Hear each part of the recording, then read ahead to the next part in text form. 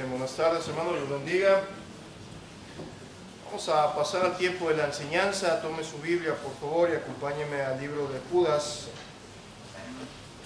la carta de Judas, pasaje que leímos hace unos momentos.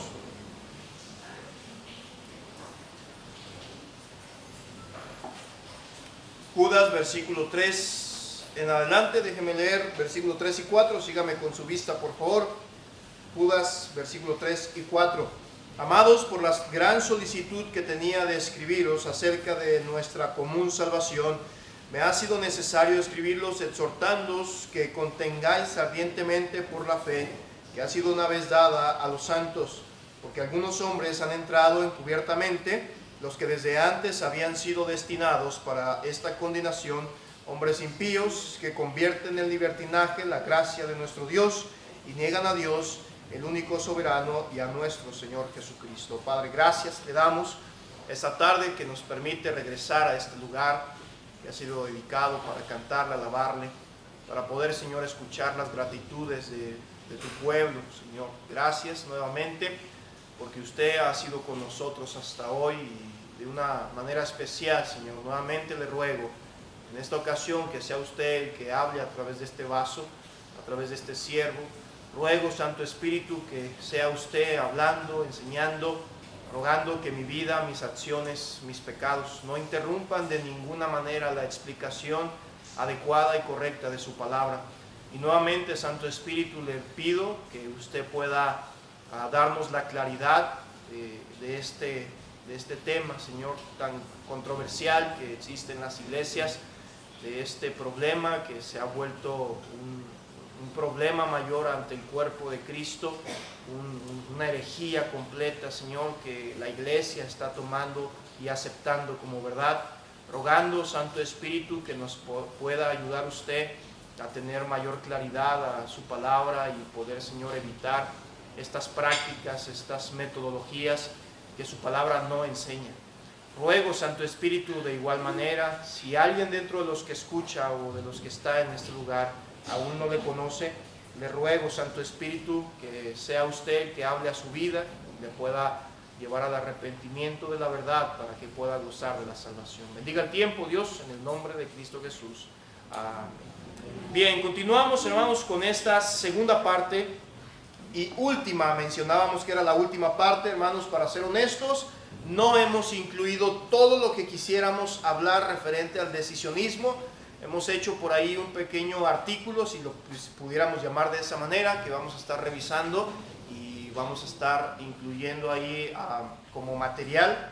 Después, ya que esté listo, ya que el pastor mencione que está listo, ya le podremos hacer saber a usted para que pueda tener más información referente a este tema. Ahora, hemos observado la semana pasada, tres afirmaciones que se utilizan dentro de esta práctica, de esta metodología del decisionismo. Recuerde que estas tres prácticas que se usan, o mejor dicho, afirmaciones que se usan dentro de la metodología, se utilizan con el objetivo, hermano, de llevar a la persona el objetivo, dicen ellos, de que sea salvo, pero se lleva a la persona a tomar la decisión, dicen ellos, a que tome una decisión por Cristo.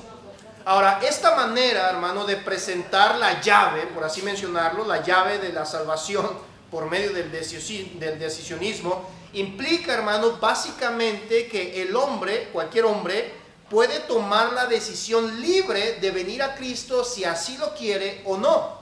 Eso es lo básico, eso es en pocas palabras a lo que nos referimos con el facilcreísmo o el decisionismo. Recuerde que ya hemos definido y hemos aclarado qué quiere decir esto o a qué nos referimos cuando hacemos la mención de la frase decisionismo o facilcreísmo. Ahora, esta metodología, hermano, hemos visto que lleva a un error catastrófico a niveles inimaginables. Esta supuesta confesión que estas personas llegan a hacer, que obviamente solamente es verbal, pero no traen a evidencia un cambio progresivo en su vida. Esto trae una consecuencia, hermano. Esta consecuencia de solo presentar este supuesto evangelio, donde se pretende ofrecer las soluciones a todos los problemas de la vida en beneficio del hombre. El problema, hermano, es que la gente termina cerrándose a la verdad del evangelio.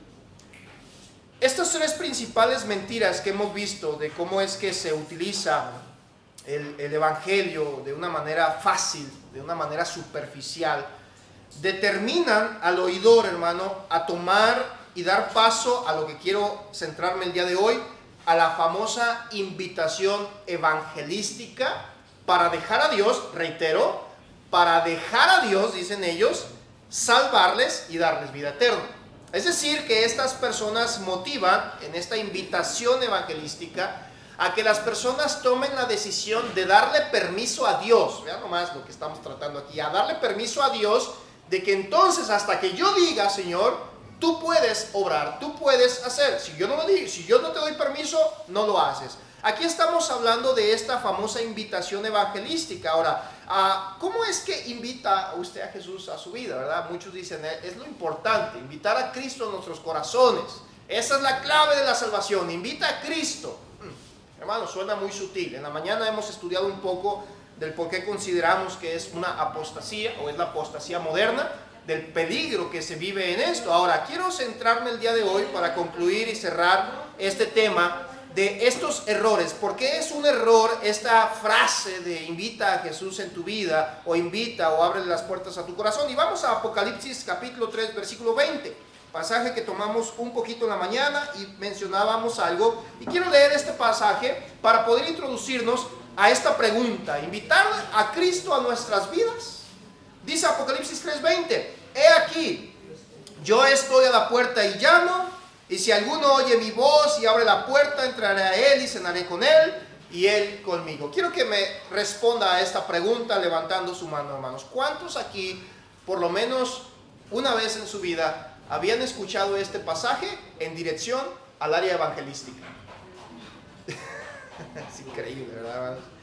O a lo mejor incluso usted fue de las víctimas de esto, de que llegaron con usted y, oiga, mire, quiero platicarle, quiero compartirle del Salvador, y mire, déjeme le muestro Apocalipsis 3:20, ¿verdad? Y ahí estaba el evangelista con usted, el ganador de almas. Léalo conmigo, aquí, ya vio que Dios está a la puerta de su corazón y quiere entrar. Ábrale la puerta de su corazón, dele permiso, tome la decisión. Esa es la invitación que se hace usualmente, hermano, hoy en día, cuando se trata de una invitación evangelística. Ahora, los argumentos, o mejor dicho, el versículo que argumenta y fundamenta esta práctica de la invitación en este movimiento o esta metodología del decisionismo es este. Este es el pasaje principal que utilizan estas personas o los grupos que utilizan el método de decisionismo como método de evangelismo. Este pasaje. De hecho, hermano, usted puede verlo. No recuerdo cuáles folletos son los que tenemos aquí en la iglesia, pero yo le he hecho mención la semana pasada que nosotros hemos tenido que desechar cajas y cajas de folletos que no presentan el evangelio. No lo presentan. Presentan a una forma del evangelio donde ese tipo de evangelio que se está presentando está en las manos del hombre, está en la decisión del hombre, pero está muy lejos de que el hombre realmente conozca a Dios. Ahora, ¿de dónde surge? Es donde está la pregunta. ¿Por qué llegamos hasta este punto? ¿Cómo es que llegamos a este punto? Bueno, en la mañana veíamos un poco. Esto es básicamente una apostasía moderna. ¿Cómo entra la apostasía? De una manera sutil, de una manera tranquila, no es alarmante. Y utilizan este pasaje, hermano, para decir que Cristo está tocando la puerta del corazón del hombre y depende del hombre dejarlo entrar o no. Eso es muy curioso porque, reitero, suena muy llamativo el hecho de que yo pueda decidir seguir a Cristo o no en ese aspecto de la salvación. ¿Dónde surge esta idea? Esta idea, hermano, se hizo muy popular a raíz de algo que ni siquiera es en base bíblica. Surgió a raíz de una pintura. Allá el pintor famoso William Holman Hood pintó en 1853. Hay una pintura, gracias hermano, hay una pintura muy famosa que seguramente usted conoce y usted ha visto. En esta pintura, este pintor católico, William Holman, hizo un lienzo, hermano, donde presenta a Jesucristo como un mendigo que está ante una puerta. Seguramente usted ha visto esta pintura en muchos lados aquí en Guadalajara. Está Jesucristo tocando a una puerta. un mendigo ahí pobrecito, con unas ropas viejas, queriendo tocar a una puerta. Y dice el pintor, o atribuía el pintor a esta ilustración, William Holman decía que esa puerta representaba la puerta del corazón del hombre, y de aquí es de donde se popularizó la interpretación, hermano, de que más tarde en estos movimientos se utilizarían el decisionismo. Esta idea, hermano, ni siquiera viene con una base doctrinal bíblica.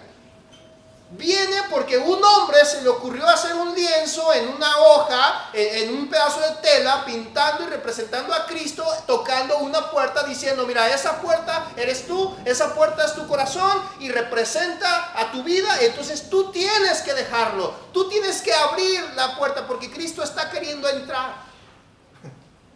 Y es ahí donde utilizaron Apocalipsis 3:20 para pensar o hacer pensar a la gente que es una base bíblica diciendo, está en tu decisión. Déjeme decirle, hermano, que el pasaje de Apocalipsis, como usted ya lo sabe, dentro de su contexto bíblico, es un mensaje evangelístico, no es un mensaje evangelístico dirigido a los incrédulos. No tiene nada que ver con la salvación para los incrédulos. Ese pasaje dentro de sus contextos del capítulo capítulo 3, es un mensaje dirigido a la iglesia, a alguien que ya son cristianos, a alguien que ya es creyente, una exhortación, hermano, que se estaba dando a una iglesia rebelde. No tiene nada que ver con un mensaje a un inconverso. Ahora, ¿por qué le digo esto, hermano? Porque no podemos negar el problema actual ante esta verdad bíblica. El problema actual, hermano, es que se está cambiando la regeneración bíblica por un tipo de credalismo. Cree en esto, hazlo de esta manera y serás salvo. Bautízate y serás salvo. Haz las obras y serás salvo. Ten esta manera de vestir y serás salvo. Da tus diezmos y serás salvo. Asiste a mi iglesia y serás salvo. Eres de tal denominación y serás salvo. Decide seguir a Cristo. Invítalo, está en tus manos. Es un problema muy severo. Este problema, hermano, ha crecido tanto en nuestras iglesias, hermano, que hemos ya de una manera inconsciente quizá, hermano, hasta llegar a presentar de la misma manera a Cristo a las personas. Mire, cuestiones en esta tarde usted, ¿cómo usted le presenta el evangelio a él? ¿Cómo una persona cuando está con usted y usted le quiere presentar el evangelio, cómo lo hace? ¿Realmente usted presenta a Cristo o presenta a un hombre que está ante una puerta tocando, queriendo entrar? ¿Cómo presenta a Cristo? Porque es un problema, hermano. Quiere decir que estamos viviendo en una situación donde este movimiento de apostasía está haciendo pensar a la gente que esa invitación que se está haciendo es la clave de todo. Y no, hermano, la invitación no es la clave de todo. Hay un problema, y déjeme contarle un dato histórico que está pasando así como en los tiempos de Wesley y Wittenfeld. En estos predicadores, hermano, y estos escritores bíblicos, podemos ver que en la actualidad debemos confrontar la falsa doctrina y la falsa conversión de la misma manera que Wesley y Wittenfeld lo hicieron. En esos tiempos, hermano, en esa época de ellos, muchos creían que podían ser cristianos porque habían sido bautizados desde niños y habían sido confirmados. Pero estas personas seguían viviendo como demonios. Seguían viviendo desordenadamente, seguían sus pecados. Pero eran bautizados. Pero iban a la iglesia. Pero guardaban los sacramentos. Entonces, cuando Wesley y Wittenfeld se empezaron a confrontar ante esta situación y esta realidad de que había un problema severo, pero no se estaba detectando tan fácil, porque había personas que decían, soy hijo de Dios, soy salvo, soy regenerado porque me bauticé, porque guardo los sacramentos, porque fui confirmado, porque hago los diezmos, porque tengo buena vestimenta, porque voy a tal denominación. Ellos respondieron con un contundente no. Estás equivocado. No es así como la Biblia lo enseña. Se opusieron, hermano, diciendo ellos que decía Wesley, el alma de ustedes no está bien.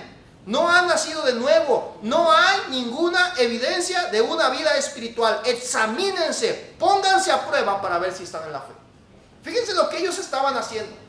¿Qué es lo que pasa hoy en día, hermano? Salimos a la calle y vemos a una persona que está ahogada en alcohol, que está ahogada en adulterio, que está ahogada en su pecado, y le queremos hablar de Cristo y nos dice, no, ya soy cristiano porque yo tomé la decisión de seguir a Cristo. Y decimos, es mi hermano. Pastor, es que él también es parte de la iglesia. Y blasfemando allá afuera y viviendo en pecado. Hermano, no podemos llegar a esto. Y reitero, no estoy diciendo que un creyente no tenga problemas con el pecado o no esté batallando con la carne, porque el mismo apóstol Pablo decía que debemos estar muriendo a la carne todo el tiempo. Debemos estar constantemente entendiendo, hermano, que esta supuesta invitación del decisionismo no es más que una charlatanería para generar un número. Es un problema, hermano. Hay un problema muy grave que nosotros necesitamos comenzar a corregir en nuestras filas de la iglesia. Hoy en día, hermano, se ha perdido totalmente la idea de qué es nacer de nuevo. Totalmente la idea de nacer de nuevo o nacido de nuevo está olvidada. Debemos entender, hermano, que erróneamente esta idea de invitar a Cristo en nuestro corazón ha sido una herejía que ha afectado mucho a la iglesia en la actualidad. Mire lo que dice 2 de Corintios capítulo 5 versículo 17. En este pasaje el apóstol Pablo básicamente está dando una evidencia o una de las evidencias más contundentes de lo que produce el ser salvo. 2 de Corintios 5, 17, dice el escritor, de modo que si alguno está en Cristo, ¿qué pasa, hermano? Nueva criatura es, las cosas viejas pasaron, he aquí todas son hechas nuevas. Ahora, en este pasaje, hermano, podemos encontrar que hay una evidencia de un cambio sobrenatural que está fuera de nuestras manos. Ese cambio obviamente lo hace el Espíritu Santo. Ese cambio obviamente lo hace el Señor. 2 de Corintios 5, 17, hermano, es muy claro al respecto. Él no dice, si alguno está en Cristo, sigue viviendo como se le da gana, pero cuando muera va a ir al cielo. Dice, si alguno está en Cristo, nueva criatura es. Nueva. Así, hermano, como en los tiempos de Wesley, hoy tenemos que enfrentarnos a un nuevo modelo de conversión. Debemos confrontar eso, decía Judas ahí en su carta. Debemos confrontar y defender ardientemente la fe. Hay un problema muy severo, hermano, porque ya no nos enfrentamos al bautismo infantil, ya no nos enfrentamos a las confesiones, ya no nos enfrentamos a normas de una autoridad eclesiástica. A lo que ahora nos estamos enfrentando es a la famosa invitación de la oración del pecador. Es un problema. Es un problema muy severo, hermano, la oración del pecador. Esta es la práctica a la que nos referimos, que esta práctica dentro de las filas cristianas es la que más ha enviado gente al infierno que cualquier otra cosa en la tierra. Y nos atrevemos a decir esto, ¿por qué? Usted dirá, ¿por qué se atreve a decir esto, pastor? ¿Por qué le consta, hermano? Porque la Biblia no nos dice que Jesucristo vino a Israel y les dijo, ¡hey, Israel, el tiempo se ha cumplido y el reino de Dios se ha acercado! ¿Quién quiere invitarme a su corazón? No, hermano, mire lo que dice Marcos 1, 14 al 15. Vamos ahí a Marcos. Marcos capítulo 1, versículo 14 al 15. En este pasaje tenemos algo bien claro que el mismo Señor Jesucristo nos dijo. Marcos capítulo 1, versículo 14 al versículo 15. Oh, perdón, estoy en Mateo.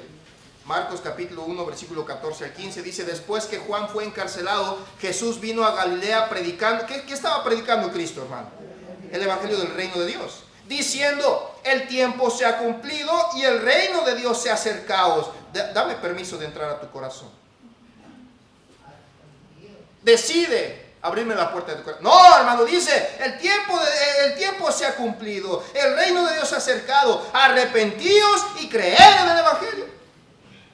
Hermano, hay un problema que tenemos hoy en día, y el problema más allá que puedo yo mencionar de que se esté levantando esto, porque esto es parte de, voy a decirlo de esta manera, que la apostasía se esté manifestando dentro de la iglesia es parte de. Ahorita vamos a ver un pasaje relacionado a eso, es parte de. Pero entonces, ¿cuál es el problema, pastor? Si la apostasía no va a cesar, si la apostasía va a levantarse más, ¿cuál es el problema? El problema es que la iglesia verdadera está siendo partícipe de esa apostasía. Ese es el problema. Porque mire, hermano, no nos debe de admirar si dentro de nosotros, dentro de la iglesia, dentro de las paredes de la iglesia hay lobos rapaces. Eso no nos debe de admirar. Jesucristo mismo nos lo advirtió. No nos debe de admirar que se levante gente enseñando una doctrina errónea. Jesucristo mismo nos advirtió. No nos debe de admirar que hay personas que enseñan cosas erradas a las doctrinas bíblicas. Eso no nos debe de admirar, hermano. Debería de preocuparnos en realidad que la iglesia de Cristo, la salva, la santificada, la transformada, la que tiene nueva vida en Cristo, está siendo partícipe de las cosas que están mal. Esto, hermano, es lo que encontramos en el mensaje del Evangelio y de los apóstoles. No hay evidencia bíblica, no existe ningún pasaje bíblico que un apóstol se haya levantado a predicar el Evangelio y dijera: ¿quieren ser salvos? ¿Quieren ir al cielo? Inviten a Cristo a su corazón. Hermano, pudiera contarles cientos de anécdotas y cientos de historias de personas que he escuchado, hermano, que ahora entiendo la expresión del hermano Jerry cuando hacía.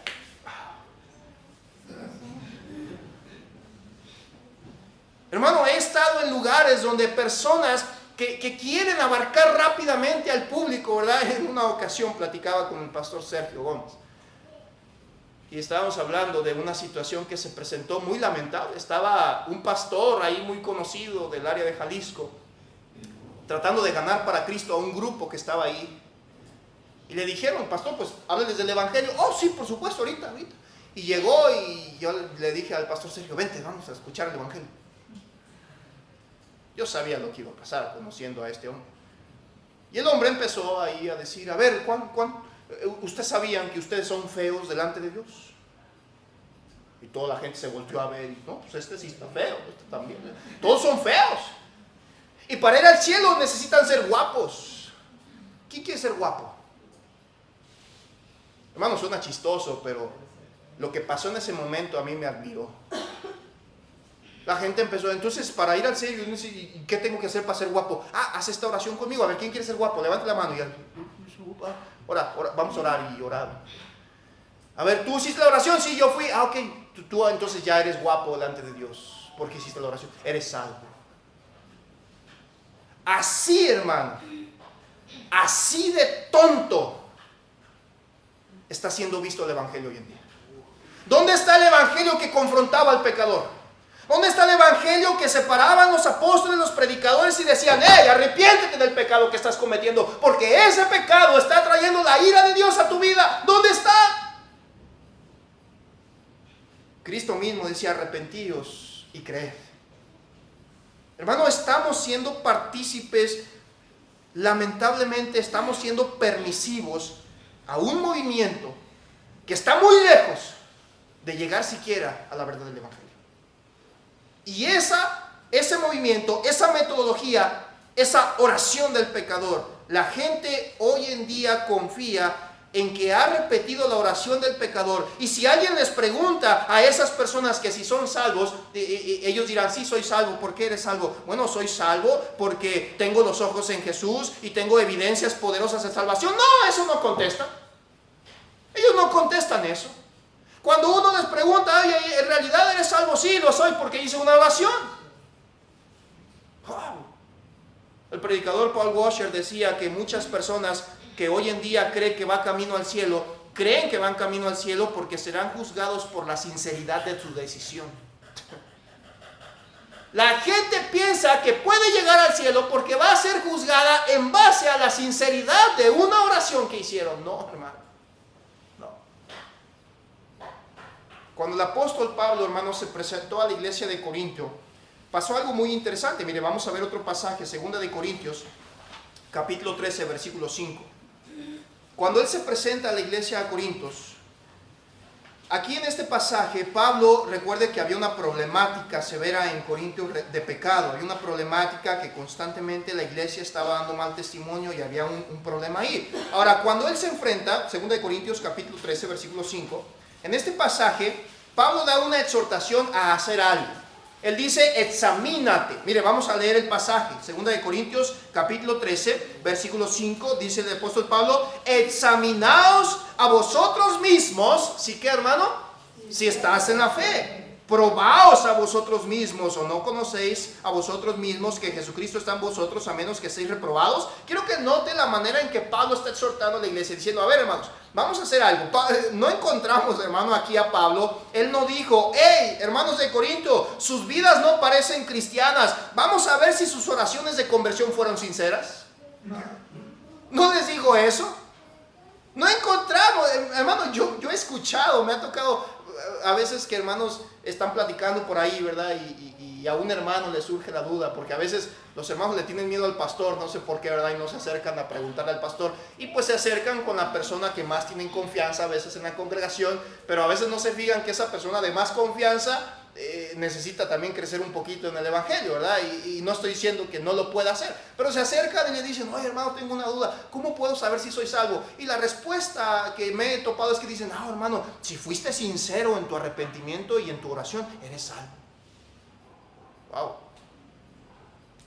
A ver, espérame, ¿qué dijiste? Sí, ¿verdad, pastor? Que si el hermano hizo una oración con sinceridad, ¿verdad que sí es salvo? O sea que no importa si el hermano se deleita en el pecado y no tiene un dolor en su corazón por ofender a Dios, mientras él haya sido sincero, es salvo. Es absurdo. Eso es lo que se mete en la cabeza de la gente que hace esta supuesta, voy a decirlo así, no sé si llamarlo conjuro, o este ritual de la oración del pecador.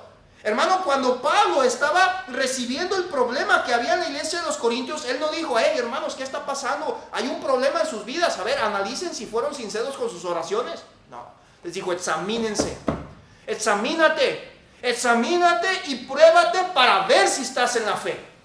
Analiza lo que estás viviendo, ve cómo está tu vida. Hermano, es muy clara la verdad bíblica. Podemos encontrar que la evidencia de la conversión no es que uno examine la sinceridad de las palabras o de la oración en el momento que escuchamos el evangelio. La evidencia de una genuina conversión es el fruto continuo de nuestras vidas. Por eso es que estamos en contra de estos movimientos masivos donde, a ver, ¿quién quiere ser salvo? Levanta la mano, y todos levantan la mano. Ok, haz esta oración conmigo, y empiezan a repetir las palabras, y ahí desde tu lugar, con todo tu corazón, que tu oración sea sincera, y la gente llora, y se pone de rodillas, y después de la oración, yo soy salvo, ok, gloria a Dios, y el siguiente domingo la iglesia sigue igual. Los mismos 20, 80, 60 miembros. ¿Por qué? Porque aquellos que supuestamente fueron salvos nunca entendieron de qué han sido salvos. Nunca entendieron por qué tenían que ser salvos. Nunca entendieron quién era Dios y nunca entendieron por qué tenían que conocer a Dios. Porque no lo conocen. La invitación famosa, esta invitación evangelística, hermano, que presenta a Cristo en términos de lo que el hombre siente que quiere, no es en lo absoluto, hermano, predicar el evangelio. No lo es.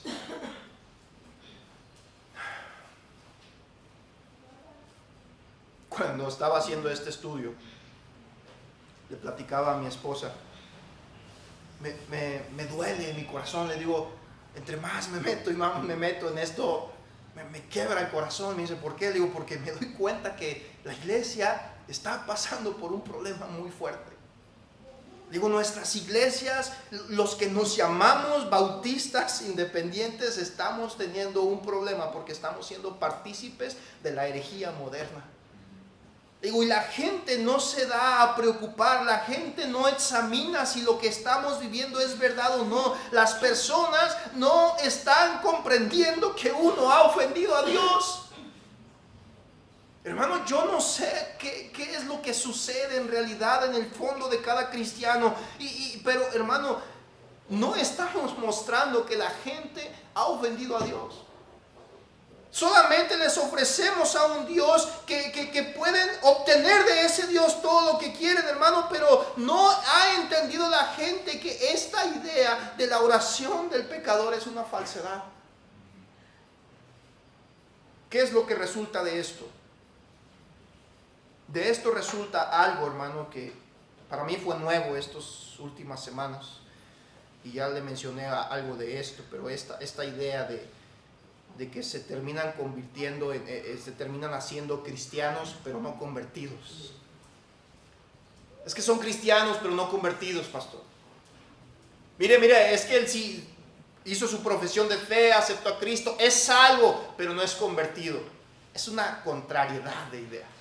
Es una falsedad el hecho de decir que aquella persona es un cristiano, pero no es convertido. ¿Por qué? Porque no se puede ser cristiano sin ser convertido. O eres o no eres. No, es que mira, esa persona sigue viviendo así. Pero hermano, podemos notar que este es el problema, uno de los problemas que ha afectado más grandemente a los individuos que escuchan esta invitación o este mensaje de salvación, donde básicamente les han hecho creer que son salvos, pero pueden seguir viviendo bajo sus vidas de pecado. Y siguen viviendo bajo la vida del maligno, bajo los deseos de la carne, bajo las concupiscencias, bajo el pecado, pero ahora piensan que son salvos porque hicieron una oración. Miren lo que dice Marcos capítulo 4, versículo 3 al 8. Vamos a ver aquí una historia muy interesante. Marcos capítulo 4, versículo 3 al 8. En este pasaje, hermano, encontramos, bueno, en realidad es una parábola. Marcos capítulo 4.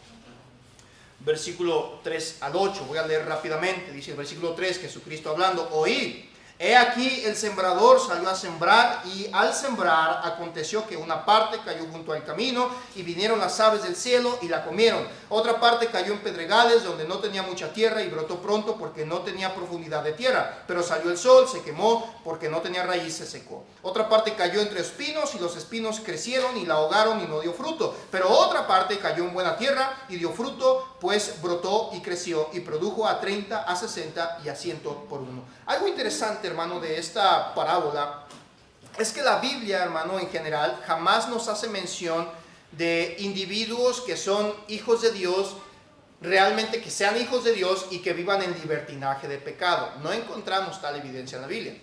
Encontramos referencias, y ahorita vamos a ver uno de los personajes más polémicos en ese aspecto, pero encontramos realmente lo que encontramos en la Escritura es a un grupo de personas que incluso el mismo Señor Jesucristo en esta parábola y en otras parábolas consecuentes a esta nos menciona una comparativa de donde se da fruto y donde no se da fruto, donde se produce con el Evangelio y donde no se produce con el Evangelio. Y en esta parábola, que es una de mis parábolas favoritas, empiezo a encontrar, y podemos encontrar, hermano, que el Señor Jesucristo siempre expone en su parábola algo para identificar a aquello que produce y aquello que no produce. Y aquí encontramos diversos tipos de terrenos, donde la semilla llega y en unos es ahogada, en unos es quitada, pero en otro dice produce. Y en ese que produce podemos encontrar que esa es la tierra buena. Ese es donde produce el Evangelio correctamente. Ese es el verdadero. Pero ¿qué hay de los demás? Se les predicó, se les enseñó, pero a estos podemos reducir en el nombre de falsos convertidos. Muchos dirán, son cristianos pero no convertidos. No, son falsos convertidos. No hay cristiandad sin conversión.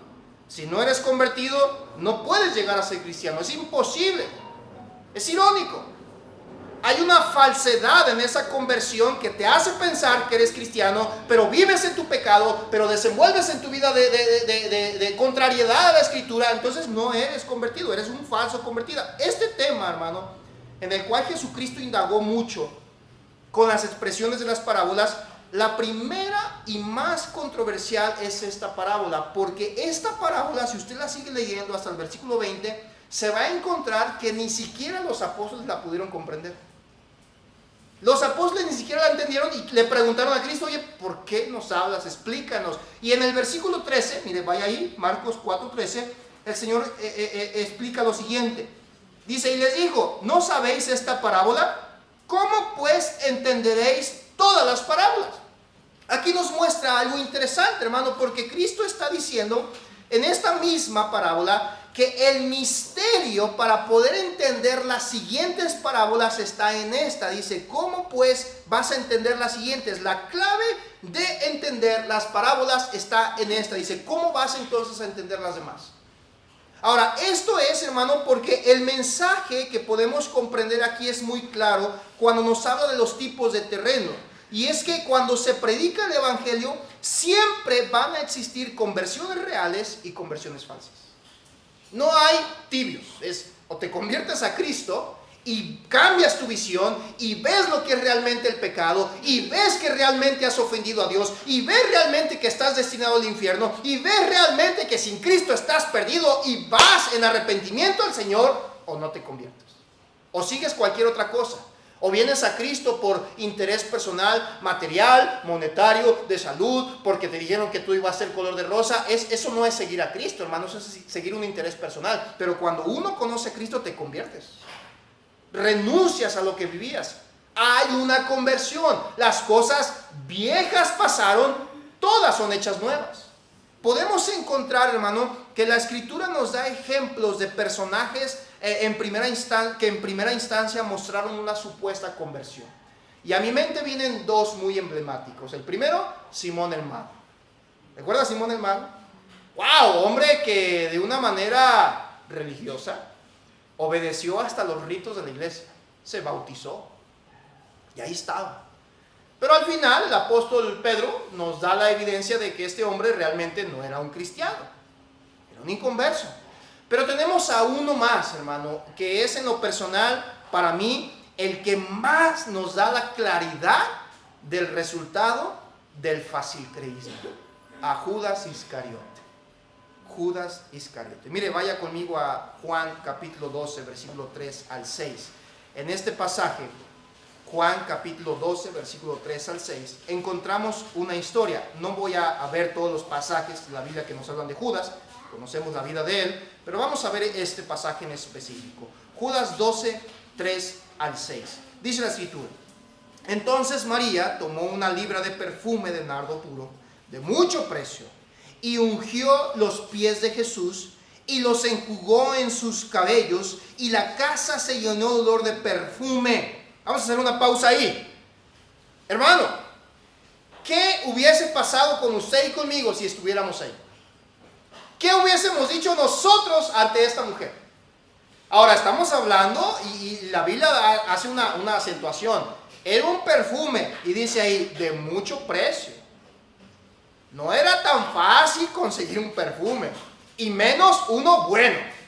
Y esta mujer, al ver al Señor, entiende, esta mujer comprende que no hay nada más valioso que honrar a Cristo. No hay nada más valioso que postrarse a los pies del Señor y agarra el perfume y lo derrama. ¿Qué hubiéramos hecho usted y yo, hermano? ¿Cómo hubiese sido su actitud en ese momento? ¿Como la de Judas o como la de esta mujer? Ahora, mire, vamos a seguir leyendo. Versículo 4. Y dijo uno de sus discípulos, Judas Iscariote, hijo de Simón, el que le habría de entregar: ¿por qué no fue este perfume vendido por 300 denarios y dado a los pobres? Oh, muy inteligente Judas, si es cierto. ¿Por qué no le hubiéramos sacado mejor provecho, Señor? Yo no sé para qué dejabas que te derramara ese perfume ahí. Le hubiéramos sacado un provecho. Lo hubiéramos vendido para ese dinero, darlo a los pobres. Ah, inteligente Judas, ¿verdad? Sigue leyendo.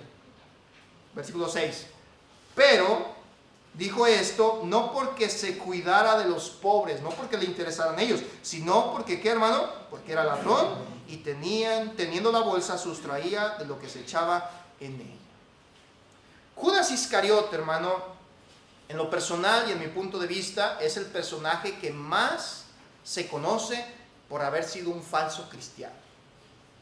Un hombre que estuvo con el Señor, y podemos notar algunas cualidades de él, algunas características, hermano. La Biblia nos enseña que él era un hipócrita, él era un fraude, su amor al dinero y su poder ahogó el afecto que tenía por Cristo, y dentro del parámetro del sembrador podríamos decir que él fue un oyente que cayó entre espinos, donde los afanes del siglo lo ahogaron y la palabra se hizo infructuosa. No hubo frutos en él. Ahora, ¿qué es lo que sucede, hermano? Este cristiano Judas se quejó, hermano, en este momento, en esta historia, se quejó porque quiso argumentar, supuestamente, un mejor uso de ese perfume. Oye, ¿por qué mejor no se lo dimos? Él justificando, ¿verdad? Quiso argumentar, pero hermano, para Judas, el Señor Jesucristo no valía más que unas solas piezas de plata. Para él no tenía valor Cristo. Ahora, con una extrema astucia, hermano, Judas, sin temor de Dios, Era tan buen cristiano que ninguno de los apóstoles puso en tela de juicio sus conductas. Era tan buen cristiano, hermano, nada más imagínense, porque usted y yo hoy en día leemos la escritura y vemos la manera de la vida de Judas, ladrón, hipócrita, mentiroso, y decimos, ay, qué Judas tan malo. Pero hermano, póngase a pensar, ¿por qué los apóstoles nunca se dieron cuenta? Digo, el Señor Jesucristo sabía, él conocía todo en su corazón de Judas, todo lo que ellos... Pero mire, él era tan buen cristiano, hermano, que cuando Cristo anunció que alguien de la mesa lo iba a traicionar, ninguno de los apóstoles volteó a ver a Judas. Vas a ser tú, Judas. No, la Biblia nos dice que ellos mismos empezaron a preguntarle a Cristo, ¿seré yo, Señor? Nadie apuntó a Judas. ¿Sabe por qué nadie apuntó a Judas, hermano? Porque era tan buen cristiano que su conducta externa moral daba la confianza de que era un cristiano, pero no lo era. Porque había una falsa conversión, había una falsedad. Esa conducta externa, hermano, tan buena como seguidor y discípulo de Cristo, hizo que ninguno de los apóstoles se diera cuenta que él lo iba a traicionar. Ahora, en base a eso, hermano, quiero que piense un poquito. ¿Se puede ser cristiano sin ser convertido? ¿Se puede ser religioso? Sí, muy buen religioso. Es más, me atrevería a decir, hermano, que hay personas religiosas más espirituales que los espirituales. Sí. ¿A qué se refiere, pastor? Mire lo que dice Mateo 7:21. Ahorita vamos a llegar a un punto concreto.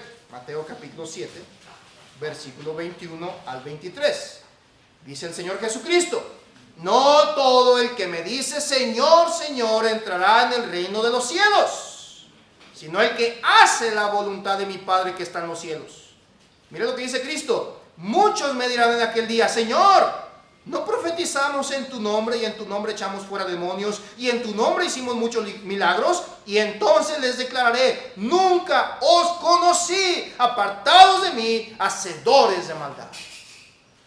Ahora usted y yo leemos este pasaje y decimos, mira, ya ves, por eso tienes que ser cristiano. Pero quiero que note de las personas que Cristo está hablando. Este pasaje de Mateo capítulo 7, versículo 21 al 23, quizá, hermano, es el versículo más claro en cuanto a la realidad del resultado del decisionismo. Personas que llegan a pensar que son hijos de Dios, personas que llegan a aceptar la idea de que son cristianos porque hacen ciertas cosas, pero al final la realidad es otra. ¿La realidad cuál es? Dice Cristo, apartados de mí, nunca conocí hacedores de maldad. ¡Wow! ¡Qué declaración tan más difícil de digerir! Jesucristo, hermano, fue claro. Dijo que muchos que se consideran en realidad que son hijos de Él, no lo son. ¿Por qué mencionábamos en un principio que el decisionismo es el movimiento que más almas ha llevado al infierno? Porque es el movimiento que hace pensar que un pecador es hijo de Dios por algo que ese pecador hizo, cuando en realidad nunca dejó de ser un pecador y nunca vino a ser hijo de Dios, y llegan a la presencia de Dios y dicen, Señor, yo fui a la iglesia, yo usaba falda larga, usé corbata, cantaba los himnos, daba diezmos, hice promesa de fe, yo te abrí la puerta de mi corazón, dice el Señor. Entonces les declararé, yo nunca te conocí, nunca. Wow. Dice el Señor Jesucristo, muchos que se consideran cristianos en realidad no son salvos. Este pasaje de Mateo 7, 22 al 23, hermano, notemos algo interesante. Algo que podemos notar aquí, hermano, es que estas personas de las que menciona Cristo aquí, estas personas que piensan que son salvas, dice el Señor Jesucristo, le llaman Señor. Le llaman Señor. Profetizan. A ver, ¿tenemos aquí un profeta? O predican, si lo queremos traducir un poquito más actual. Predican, sacan demonios. Ande pues. ¿Pastor ha sacado algún demonio una vez? Wow. Sí, uno, ahí está. Sacan demonios. Dice, ¿Y hacen qué, hermano? Muchos milagros. Porque la Biblia dice, en tu nombre sacamos demonios, en tu nombre hicimos muchos milagros. ¿Cuál fue el último milagro que usted hizo, hermano? Milagro que vino a la iglesia. Milagrazo, hermano, que se manifestó. Ay, hermano, ese milagro. Ya entendemos mal la frase. ¿Y ese milagro? Pues hago milagros. Estas personas, hermano, fíjese, quiero que note un detalle. Estas personas no se consideraban cualquier individuo. Ellos decían, soy hijo de Dios. Y no solamente soy hijo de Dios, profetizo, saco demonios y hago milagros. Cualquiera diríamos, es hijo de Dios. Pero ¿qué dijo Cristo? No son mis hijos. Yo no te conocí. Yo no. Podemos decir, hermano, que estas personas son más espirituales que la mayoría de los creyentes que estamos aquí. Si agarramos esas características y esas cualidades, podríamos decir que estas personas son más espirituales que mi misma persona. ¿Por qué? Porque yo no saco demonios. Yo no hago milagros. Estas personas lo hacían. Pero ¿sabe qué, hermano? Dice la Escritura, serán rechazados por Dios. Ese es el problema del decisionismo. Esta idea, este concepto, esta metodología, hermano, que hace que la persona llegue a creer que es salva porque hizo una oración dándole permiso a Dios para que entrara a su vida, vive el resto de sus días pensando que va a ir al cielo. Y el problema es que cuando usted y yo llegamos y queremos exponer el evangelio, dicen, no, yo ya soy salvo. Ya soy salvo. Porque hice la oración del pecador, porque me bauticé, porque doy diezmos, porque soy bautista, porque soy fundamental, porque soy presbiteriano, porque soy independiente. Hermano, tenemos un problema muy severo. El escritor Ray Comfort decía en su publicación del libro del mito del mensaje moderno, él dice lo siguiente: los falsos convertidos sí tienen una medida de espiritualidad. Judas definitivamente la tenía. Aparentemente había convencido a los otros discípulos que realmente se preocupaba por los pobres y parecía ser tan confiable que era el que se ocupaba de las finanzas. Cuando Jesús dijo, uno de nosotros me va a entregar, los discípulos no señalaron a Judas, más bien sospechaban de ellos mismos preguntando, ¿seré yo? Por esto no es de extrañar que tan pocos en la iglesia hoy sospecharían que estamos rodeados de los que creen que son salvos, pero no lo son, pero caen en la categoría de Judas. Ahora, ahí viene un comentario interesante. Charles Spurgeon mencionaba, si una persona puede pecar sin lamentarlo amargamente, definitivamente es un heredero al infierno. No, pero es salvo. ¿Pero por qué dices que es salvo? No recuerdo si el domingo pasado les platicaba yo de nuestro hermano Gerardo. El hermano Gerardo es un hermano que se dedica a trabajar el ladrillo, allá en Tal. Él se dedica a hacer ladrillo. Es un hermano ya grande de edad, sin estudios. Y cuando yo lo conocí al hermano, pasé tiempo con él, me contó su testimonio. Y yo le pregunté que cómo es que vino a Cristo, cómo es que terminó conociendo. Y dice que él conoció a un hermano durante un par de años que le enseñó, le presentó el evangelio, le invitaba a la iglesia. Pero dice, pero eso no fue lo que me convirtió. Dice, obviamente yo tuve que entender mi pecado y todo esto. Y le dije, hermano, pero ¿cómo llegó a ese punto? Dice, un día yo le cuestioné a esta persona por qué a mí no me llamaba hermano. Dice que esta persona siempre le llamaba Gerardo. Siempre lo veía y Gerardo. Y él notaba que a todos los demás de la iglesia, la mayoría les llamaba hermanos. Y que un día le preguntó, ¿y por qué a mí no me llamas hermano? Si ya tengo varios años aquí contigo. Y le dijo al hermano, porque tú no das evidencia de salvación. Tú no estás mostrando un fruto de que seas mi hermano en la fe. Yo no puedo llamarte hermano. Y que eso le fue un golpe tan fuerte en su corazón que le ayudó a indagar el por qué. ¿Por qué? ¿Cuál era ese fruto? ¿Cuál era ese cambio? Y dice el hermano que con su poco estudio empezó a querer investigar y a buscar al punto de que se dio cuenta que él no era salvo. No era salvo. Porque su vida, su conducta, su pecado, él no se dolía por el pecado que cometía, él no buscaba a Dios para arrepentirse. Entonces fue ahí, dice él, cuando el Espíritu Santo tuvo gracia y me mostró mi vida de pecado y me arrepentí y ahora, hermanos, soy salvo. lo que sucede hoy en día, hermano. Le metemos la idea a la gente de que muchas personas están siendo salvas por algo que hacen o no hacen o dicen. Eso está mal. Hermano, es un problema porque es posible que algunos de los que usted y yo hemos intentado conducir a los pies de Cristo entren en el grupo de los muchos que escucharán las palabras de Cristo: apartados de mí, malditos al fuego eterno.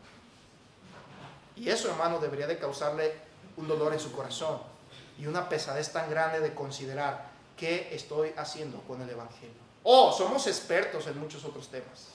Somos expertos en Apocalipsis. Somos expertos en el libro de Génesis. Somos expertos en escatología. Queremos encontrar los misterios de la numerología y nos metemos, pero cuando se trata de presentar a Cristo, presentamos a un hombre que está pintado en un lienzo, tocando una puerta, diciendo: ábreme.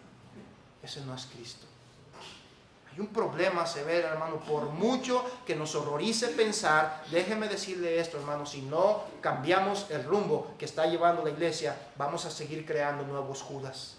Y es probable que usted y yo estemos conduciendo a las personas a falsas conversiones por medio de meros esfuerzos evangelísticos.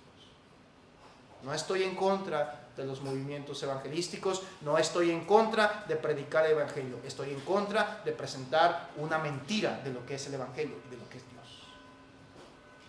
En el estudio general que hicimos referente a esto, incluí un breve testimonio de lo que nos pasó a nosotros una vez en Ruiseñores, cuando recién iniciábamos, después de 3 años ya iniciados en el ministerio.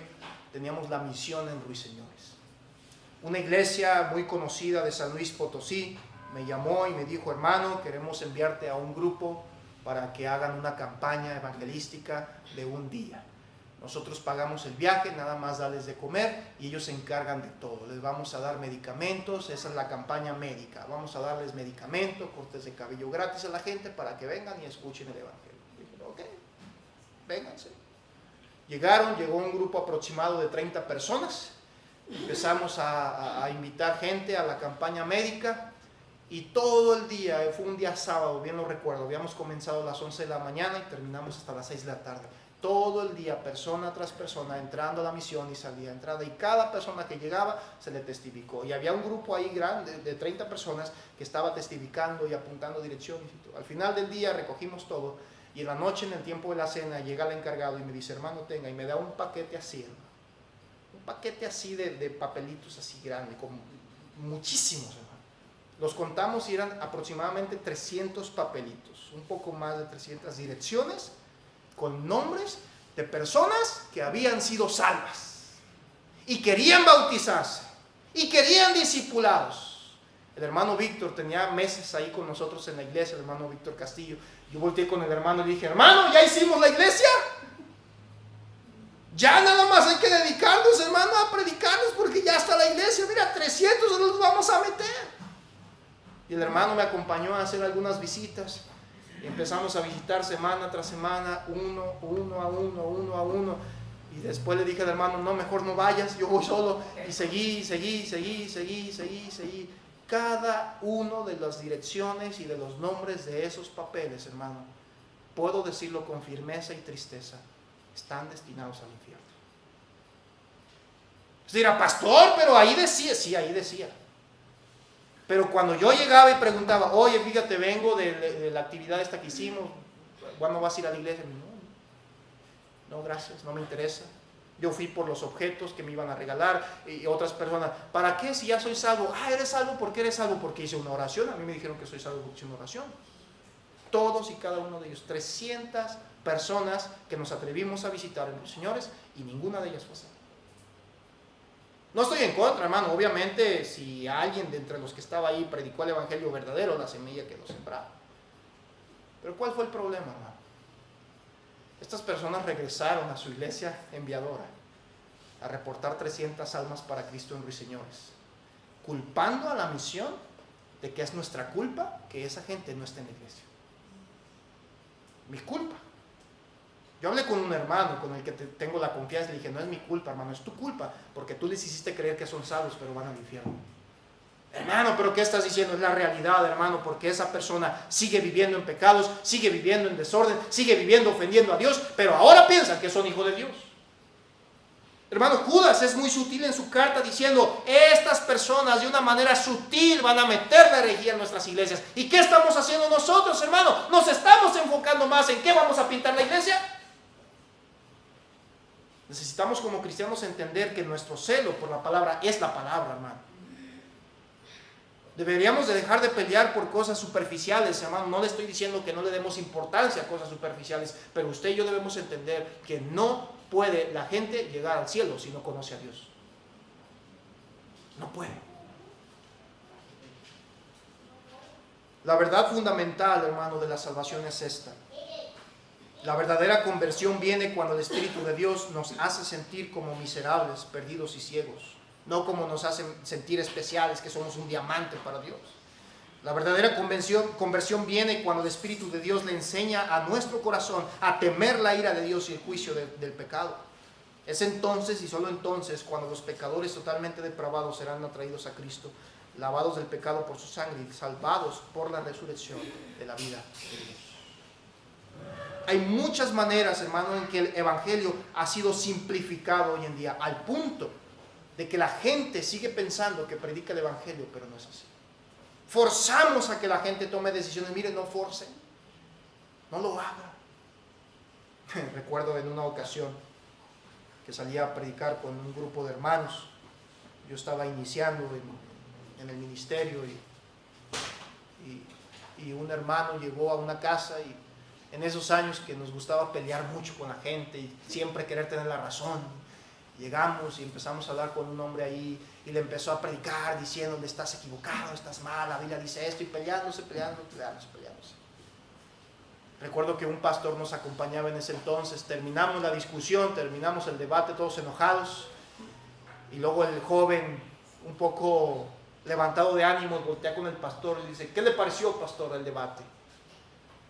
Y le dice: pues me pareció una pérdida de tiempo. ¿Pero por qué dice eso, pastor? Le dice: porque perdiste tu tiempo, hermano.